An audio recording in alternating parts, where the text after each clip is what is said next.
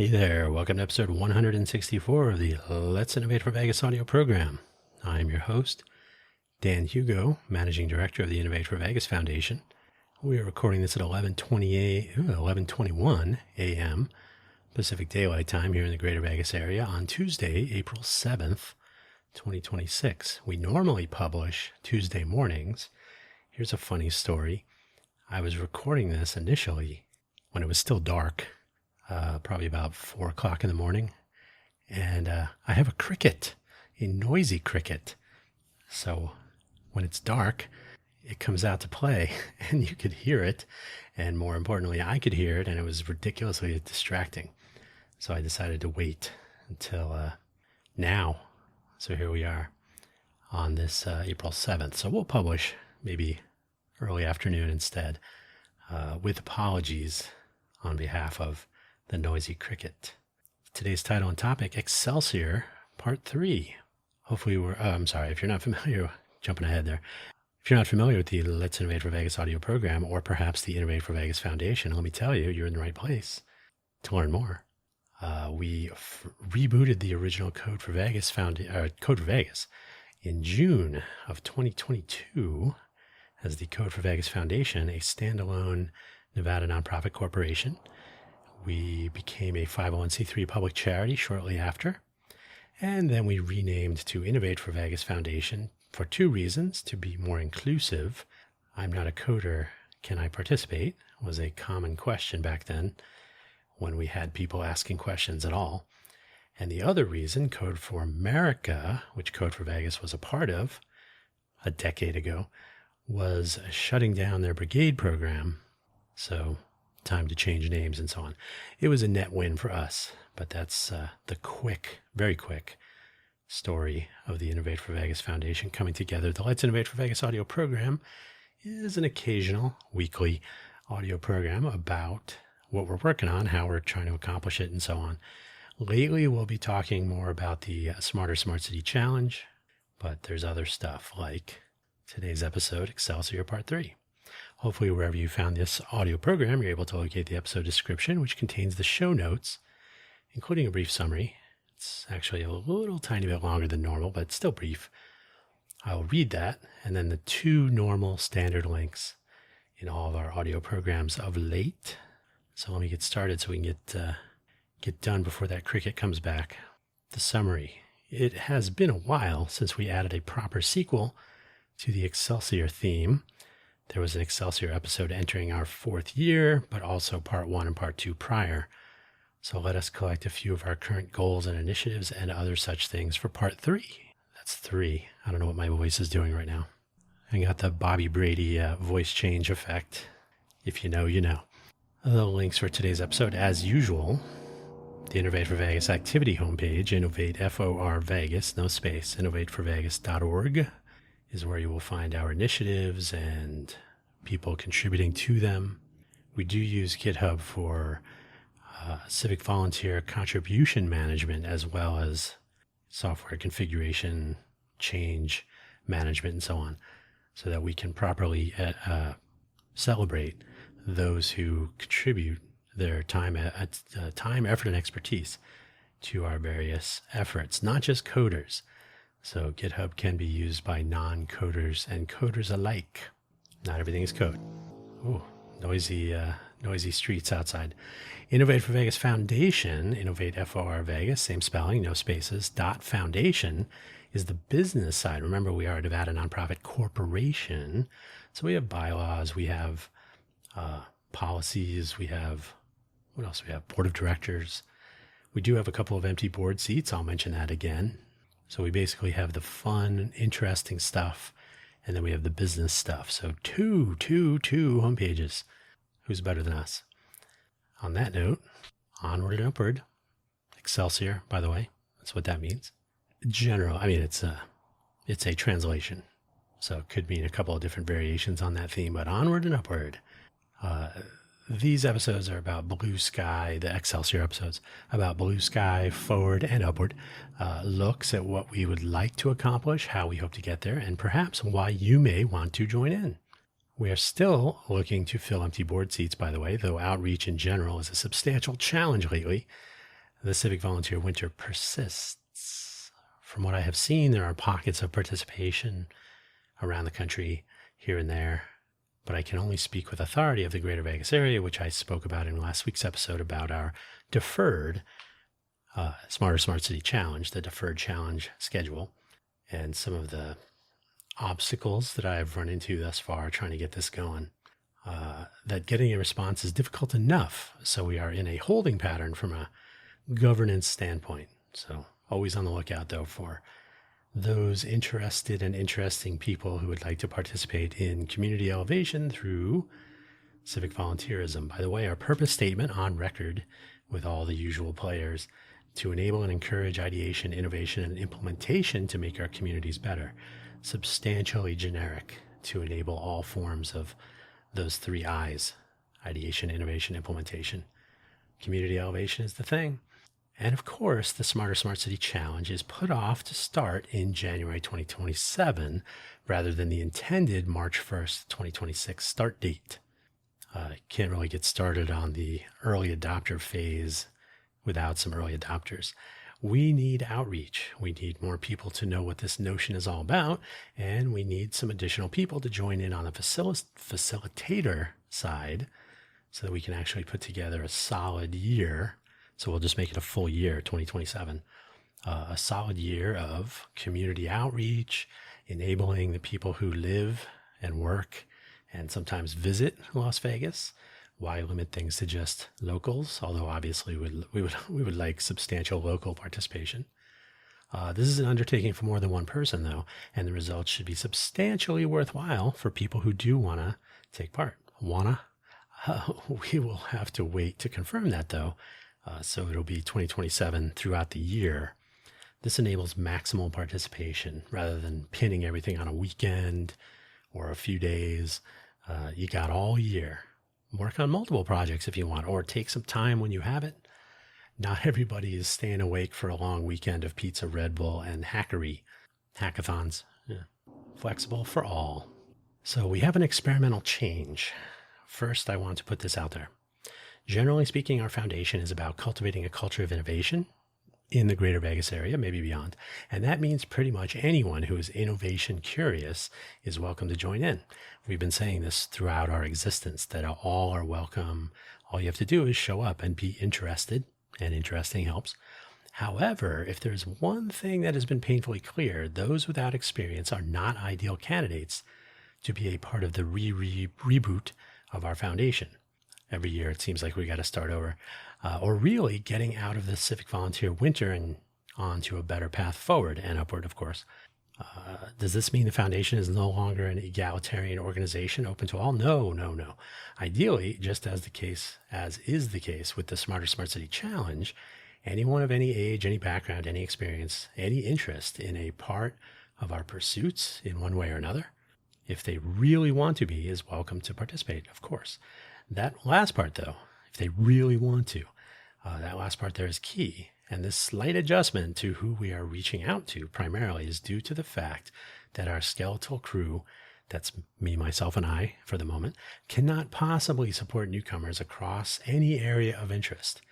And so people who want to participate but who don't quite know where and how to start may wander off due to a lack of proper support and attention. This is not great. So if we have people who would like to participate and their first question is, what should I do? That's a tricky one if there's only one person. So ideally, we can have a small cadre of mentors. In order to set up our foundation and its volunteer participants for success, I think there really needs to be a population, a cadre perhaps. It's a good word. Cohort and cadre. They should be used more often when appropriate. A cadre perhaps of mentor, mildly experienced people who are interested in civic volunteer endeavors. So a cadre perhaps of experienced volunteers who are in a position to mentor others, along with a desire to do so. Those two things are hard to find in combination, believe it or not. This is not about becoming a teacher with a classroom, but certainly people who can answer some questions and lead teams, not in a managerial sense, but in a collaborative sense, sort of a little bit of direction, a little bit of, I think I know where I'm going. How about if we all head that way? You are probably thinking coders and software projects, but recall that we treat software projects as just another component of overall initiatives, of which we have several, which could take many forms, these projects, component projects. It will sound like I'm leaning into software, but that happens to be my primary background, though not my only pursuit. We need some polymaths to join in. If you're only interested in coding, that's okay too, but the world is a big and much more interesting place than that. And of course, when you're working with people, like the humans that reside in a smarter smart city, it's always nice to be able to cater to humans. And that sometimes means physical implementations of things, mechanical, 3D printed or otherwise constructed, not to mention language translations and testing things to make sure that, okay, so not everything is actually code. I like to point that out from time to time. So we got the challenge, we got MuniBits and the Challengers Initiative. We're not going to talk about Smarter Smart City Challenge too much, but it is obviously a thing we are putting together. We covered the Smarter Smart City Challenge in one way or another over a few recent episodes, and there will be more. Though we can pace ourselves for a longer program planning runway leading to the January 2027 start, so we don't have to rush. Rushing would have been actually it's a different sort of fun. It's like staying awake all weekend at a hackathon. We can try to get all this stuff going because people are interested, but the people part was missing, so may as well take our time getting to January. And recall that last week, episode 163, was about the deferral of the kickoff and the various issues that led to that decision. So here we can look forward and upward briefly. This will come up frequently through the year also. So we'll just touch on this now, but there will be future episodes as well about the Smarter Smart City Challenge. So one of the things we talked about last week, and we've talked about it before, LinkedIn doesn't cut it. As I've mentioned in various ways over the years, in various places, episodes of this program and others, and to anyone who will listen. So getting the MuniBits platform in an experimental state would go nicely and be nice with getting the word out about this challenge starting now or soon, perhaps. So a thing that we can point people to and say, okay, we're getting our MuniBits platform up and running. And hey, you may as well look at this one section about the Smarter Smart City Challenge. Yay. I've gone on at length about the issues with LinkedIn silos and algorithmic challenges and the follow and forget problem. But taking a more positive stance, we can try to address these things with MuniBits and test it out live right here in the greater Vegas area. So this failure on the LinkedIn side is a learning and design validation opportunity on the initiative side. Let me fix one little typo here. I forgot the word on the initiative side. The Challengers Initiative has not received much attention in any recent episodes to the degree it is about to. But recall that we covered the notion of participation and accomplishment badges, the lack of response from the Holopin people. They do provide participation and accomplishment badges for the Hacktoberfest month-long event since about 2 years ago. So they do this, but they just don't respond to emails. That's their prerogative, I guess. And the pursuit of open badges for this feature of the Challengers platform.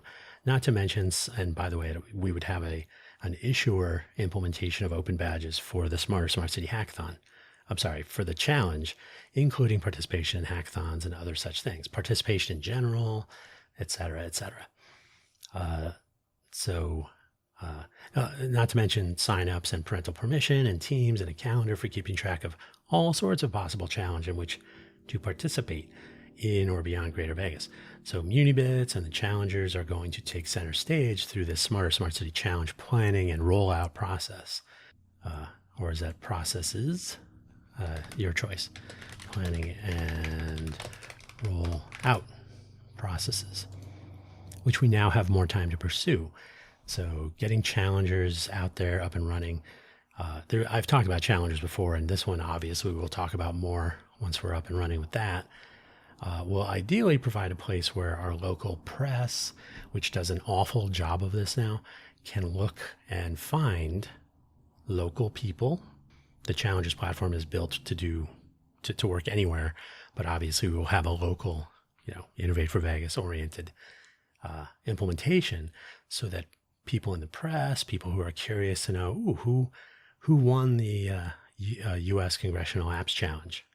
Hopefully those people will have signed up so that they can be recognized and celebrated in our Greater Vegas area. That's the intent. But again, the Challengers platform would be usable anywhere. So as is the case with all of our initiatives. So those are two great days. So the Smarter Smart City Challenge platform, which will also be based on MuniBets, will be a badge issuer. And then the Challengers platform would be like a store of badges. So they could be displayed there. Open badges are intended to be used in a variety of ways, hence the open part. Now, Smart Social, we haven't talked about this one a lot.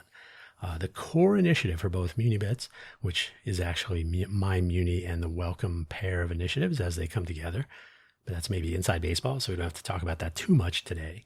The core initiative is called Smart Social, and not that, no, that is not about a social network, though a social network does arise from the Smart Social initiative. So you can build a social network using some of the data in the Smart Social platform. Basically, in the context of a smart city or a smart locality, not everything is a city, of course. Smart Social is a connection between the people, the services, the stuff in the city, and the data that flows between them. And anything else might be found in such a place. So people, services, data, there might be more. If you're a frequent listener to these programs, hopefully, or if you have attended an office hours meetup, and those are on Tuesdays, in case you forgot, that could change, but as we're recording this today, they're on Tuesdays. Check our website for more information. You may have witnessed that's innovateforvegas.org. You may have witnessed the overarching design idea where our various initiatives are imagined to fit together under our Apex initiative, which happens to be a smarter smart city. Is this a coincidence? No, not at all. Many will reflexively imagine a smart city as a tech-oriented city, but in fact, a smart city is responsive to the people living in it in any number of ways, tech or otherwise, which makes it a great topic for people living in such a city to ponder and, when the possibility and opportunity presents themselves, participate in guiding it. Sometimes when a limited number of people design and implement a smart city, you get the sidewalk project in Toronto, which did not go well. I've talked about that previously. In a challenge, perhaps, the people of the so-called smart city can join in and offer their guidance in the form of project submissions for fame and fortune. Neither of those is guaranteed.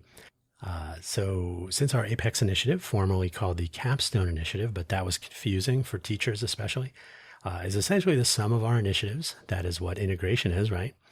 It seems interesting if we connect our efforts to this general outreach to, well, everyone, to make our smart city smarter too. So our smarter smart city initiatives are meant to interoperate and to, be connected to each other and so on.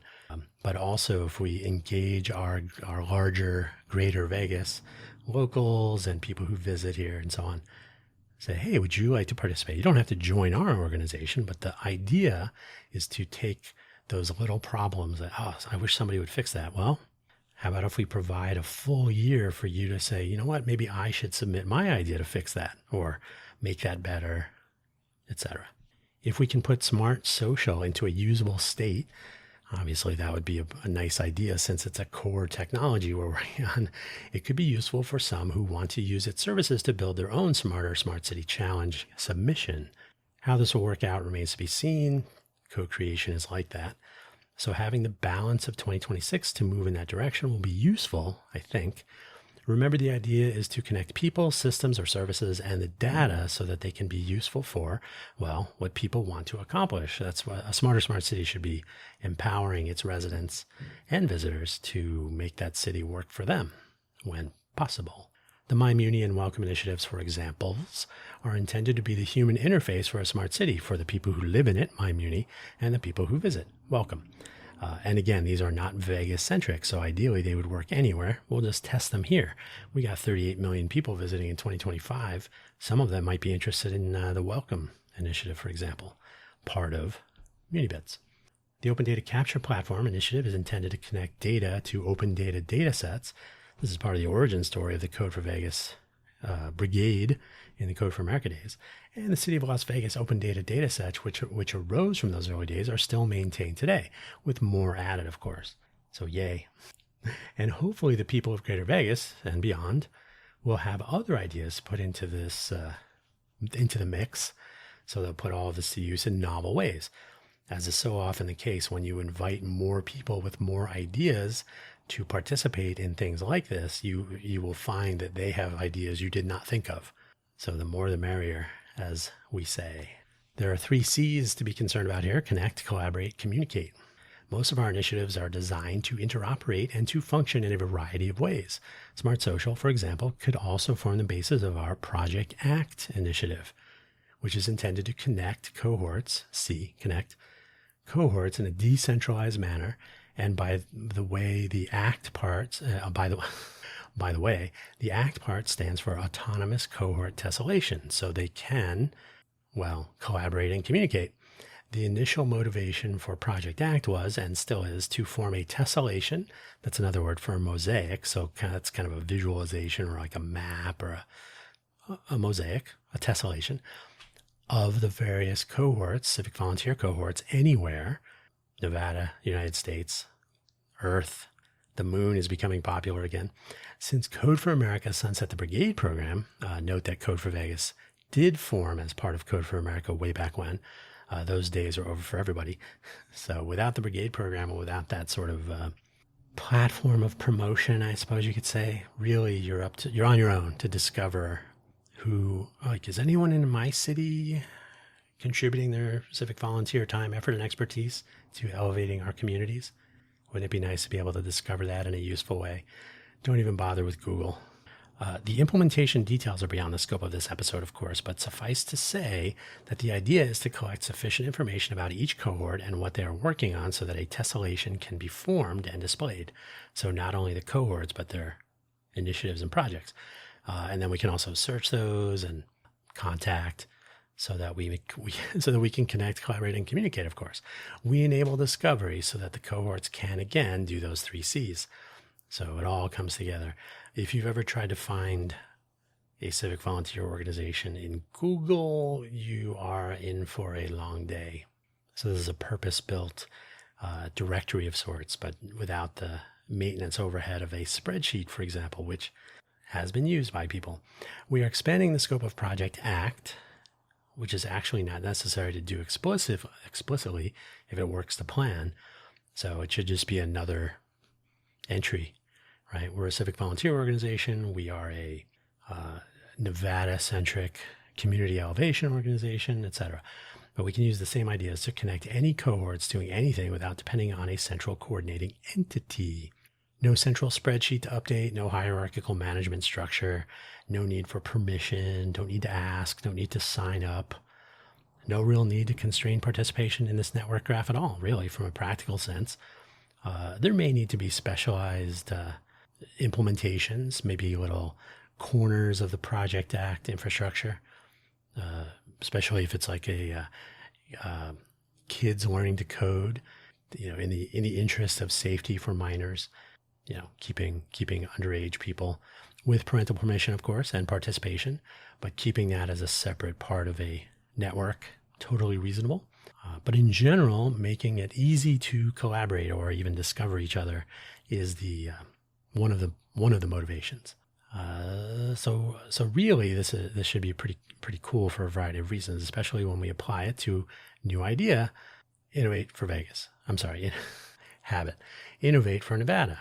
So everything we do is not just Vegas. Our organization, when it first formed, before I was a part of it, way back in around 2012 or so, Code for Vegas, had a peer organization called Hack for Reno. That is with a numeral 4 in the name, so Hack number 4 Reno. Also part of Code for America, also disconnected from the network of organizations around the country when Code for America sunset the Brigade program. While our organization rebooted itself as a standalone nonprofit and then a 501c3 public charity back in 2022, Hack for Reno was apparently in the process of participating in what Code for America called, or was calling, their revisioning process. That's capital R-E and then capital V, revisioning. They were coming up with a new and less effective way to enable people to participate in civic volunteer efforts. We skipped that and went our own way. They actually gave us a really hard time for some reason, but we're still here. The brigade program is not. Hack for Reno, unfortunately, closed down their domain and website and archived their public repositories on GitHub as of about 3 weeks ago. I think it was mid-March. This is actually a new chapter beginning. I'm sorry. I totally skipped 2 sentences. As of about 3 weeks ago, which to me says the days of a civic volunteer cohort aiming at the same general direction we are, but up in Reno, may have come to an end. Ideally, though, this is actually a new chapter beginning. While Hack for Reno, or the remains of what it once was completely unresponsive to our outreach about 3 years ago, unfortunately. We can hope that there are others with the same ideas or same interest in community elevation through pursuit of innovation, along with the cultivation of a culture around these community elevation and innovation. So one of our new initiatives in the early stages of pondering, literally we got the innovatefornevada.org domain name right around, I think about 2 weeks ago. So we're just kind of kicking this off within Smart Social to capture a variety of cohorts pursuing similar or different ideas and methods along these lines, community elevation, civic volunteerism, and so on. Not just coders, could be just about anything across the entire state, not only in Vegas, not only in Reno, but anywhere, so that we are not beholden to the silos of LinkedIn, for example. Thus, Innovate for Nevada is intended to be an implementation of Smart Social and Project ACT for discovery within Nevada and perhaps from without. In other words, people looking inside Nevada for peers and collaboration possibilities, or also people from outside of Nevada looking at what's going on in the community elevation, civic volunteerism, and similar space. And of course, all of this could be implemented anywhere in the interoperable ways that we are pursuing. Is it a lofty goal? Yes, but that is how innovation works. So yeah, the connection. So where Project ACT started as connecting Hack for Reno and Code for Vegas and Code for Philly, all these organizations that were former brigades and new cohorts, without needing to sign up, without needing to have some sort of a collection of rules to constrain how people are allowed to sign up and so on. Just a cohort of one or more people who are trying to do interesting things and would like to find others doing something similar. Part of the motivation is to try to reuse efforts. We have 2 people working in, pick a place, Tulsa, Middle America. So we have 2 people. We're trying to form a new organization of some sort. We only have 2 people. We have a couple of ideas. But, oh, look, there are 3 cohorts around the United States that are working on similar ideas. Maybe we can collaborate across these different locations and different types of projects and so on. So that was the motivation. It is a lofty goal. So within Nevada, though, it's like, how do you find the next version of Hack for Reno without knowing that you should be looking for it? Well, the discovery mechanism of Project ACT to the rescue. So we'll see how that works. Eventually, there will be a thaw. The culmination of what I have described here is, ideally, the beginnings of the thawing of the civic volunteer winter. Over the course of 2026, we need to get more than 0 people interested in the Smarter Smart City Challenge, which means we need to develop our MuniBits information sharing platform and build a challenger platform to recognize and celebrate people who choose to participate in such things. And remember, as I've mentioned before, challengers is about just about anything. And I use the NASA Space Apps Challenge, which we facilitated in 2023, and the U.S. Congressional Apps Challenge, which takes place every year, just like the NASA Challenge, and the Congressional Art Competition, which is not about code or apps at all, as additional examples. But there are many, many opportunities for people of various ages and interests, and it could be code. Code is very popular with hackathons and challenges, but it doesn't have to be those things. So yeah, we're aiming at being able to locate the people, discover participants in such things they're pursuing, challenges. They're pursuing outside the box thinking, innovation, maybe with a little competition going on, maybe some prizes. So what happens when people win? Nobody knows. So let's recognize and celebrate these things, especially the young people of Vegas.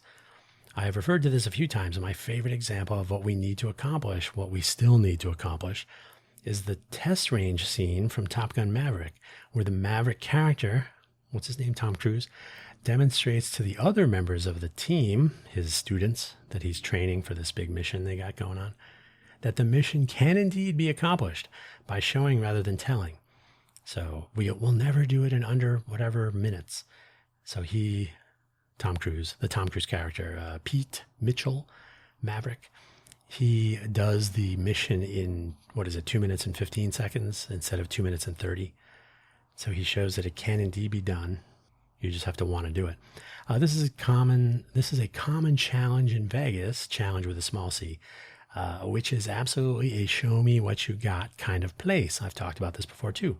If we assume this is generally true, and at this point, though I wish this was not a valid assumption, I'm afraid it is, then the best, maybe the only path forward is to build even solo, so me, toward the ideas we are pursuing in general, Munibets, challengers, and the Smarter Smart City platform to drive the challenge through the year. The various initiatives we are pursuing will thus come together to enable this other endeavor. And then we'll find out what happens. Our initiatives are rooted in plain old innovation in the context of that Smarter Smart City idea formulated to cultivate a culture of innovation over years, leaning in not to the global innovation hub notion that some speak of, but what I like to call the innovation destination possibility of Greater Vegas, which builds on the destination city notion without the destructive gentrification possibilities that would arise from, say, "We are the next Silicon Valley" tagline we were hearing more often 3 years ago or so than now from the powers that be. Instead, as I have been saying the whole time, I've been here in Vegas for over 13 years at this point. No, it'll be 13 years in August 1st. Over 12 years. As I've been saying the whole time, we should be looking towards a better Vegas and maybe a smarter Vegas, which we can share with our millions of visitors and the millions more who do not visit Vegas yet. So we could be a global hub of innovation, but we could also be a global showcase of innovation. And some of that innovation could be taking place right here, but some of it might take place elsewhere. We're seeing this, for example, with self-driving vehicles, autonomous vehicles, UAVs. These are not necessarily developed completely in the Greater Vegas area. Sometimes there's a development team, there's a presence in the Greater Vegas area, and that makes sense. But the technology may have originated in other places. That's totally fine. We don't have to deal with NIH, not invented here. So a company can deploy their technologies in Vegas and expose 38 million people to that new technology, that new product, that new service.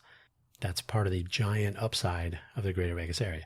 There are other key industries. We haven't talked about that much here. I talk about those things in my other audio program, Cafe Genius Impresarios. But suffice to say, as we get people who are interested in making our smart city smarter through the Smarter Smart City Challenge, our various visitors through 2027, if people can deploy prototypes, or after 2027, we'll be able to see that, oh, look how much cool stuff is going on in Vegas and possibly from elsewhere.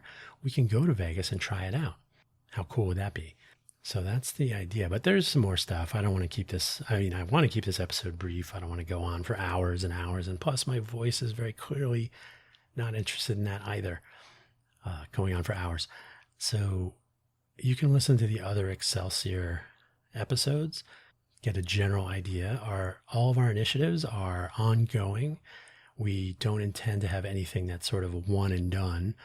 Unfortunately, civic volunteer organizations will often pursue this path where they deploy something and then it gets archived and it's no longer supported and it kind of withers and blows away like a tumbleweed. But that's not really how the world works. So if we can build up our cool initiatives and deploy them for the people of Vegas and the people visiting Vegas to try, we can share those ideas. Everything's open source. We can share those ideas, software, hardware, notions, research, data. We can share these with others in other places so we can use the Greater Vegas area as a test bed of sorts, innovation destination where we can co-create, we can continuously improve our ideas by collaborating actively or passively, with our millions of annual visitors. It's a pretty cool facet to the greater Vegas area as an innovation destination. We get people who would like to innovate in or around Vegas. They don't have to be in Vegas to do that, but we can try out ideas here. We can collaborate and try out the same ideas where you are. And then we can, assuming you're not in Vegas, and then we can work with various people from various places, various cultures, various everything, various humans, and see if we can't make our smarter smart city accessible and usable and better for everyone, whether they live here or are just visiting. So that's what we got for you today. Keeping it brief, enjoying the warming weather once again. And I hope this was interesting, and perhaps you would like to participate in the Smarter Smart City Challenge. Well, stay tuned. We are taking the slower path. We have a lot to do. And if you'd like to be a part of it, well, don't forget our weekly office hours meetings are on Tuesdays. And we moved our weekly early adopter meeting to monthly for the Smarter Smart City Challenge planning process until such time as we have enough people to warrant more frequent or other additional meetups. All these are online so far. And that's what I got for you. So you can visit our innovateforvegas.org website for our calendar, and that will send you also to the Smart City Vegas website for that calendar. And we'll go from there. Fingers crossed. We'll see how 2027 goes. But in the meantime, we have lots of stuff to talk about and to actually do. Talk is cheap. I do it all the time. I make myself laugh. Somebody has to. All right. That's where I'm going to leave it for today. Thank you so much for listening. Thank you for considering participation. And in the meantime, ponder, how would you make our smart city smarter? Take care now. Bye-bye.